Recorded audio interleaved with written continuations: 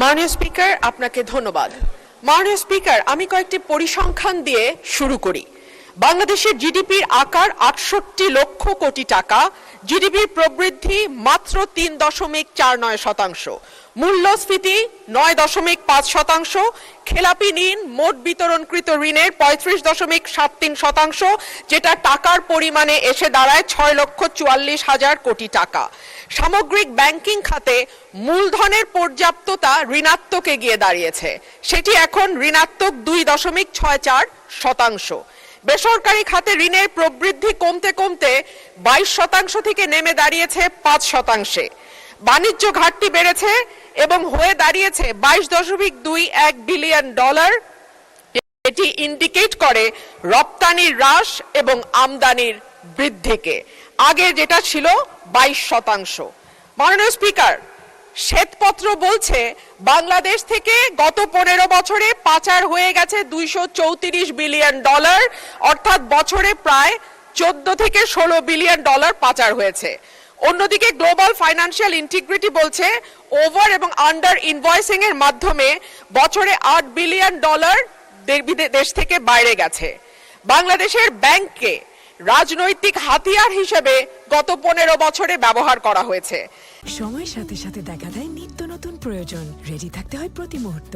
তাই এলো ইনোভার, যেন আপনি লাইফে থাকেন রেডি প্রতিদিন। Innova, designed for now.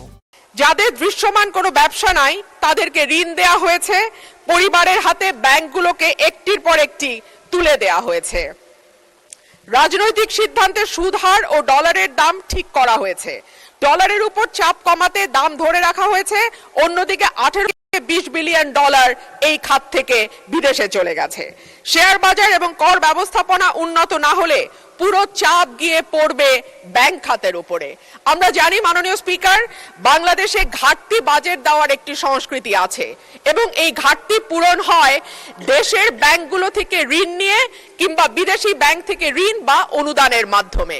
মাননীয় স্পিকার, ব্যাংক খাত যেখানে অলরেডি খেলাপি ঋণ বা মন্দ ঋণ মোট বিতরণকৃত ঋণের ৩৫% গিয়ে পৌঁছেছে, সেখানে এই ব্যাংকগুলো আর ব্যক্তি খাতে বিনিয়োগের জন্য কোনো ঋণ দেওয়ার অবস্থায় আছে কিনা সেটা একটি বড় প্রশ্ন।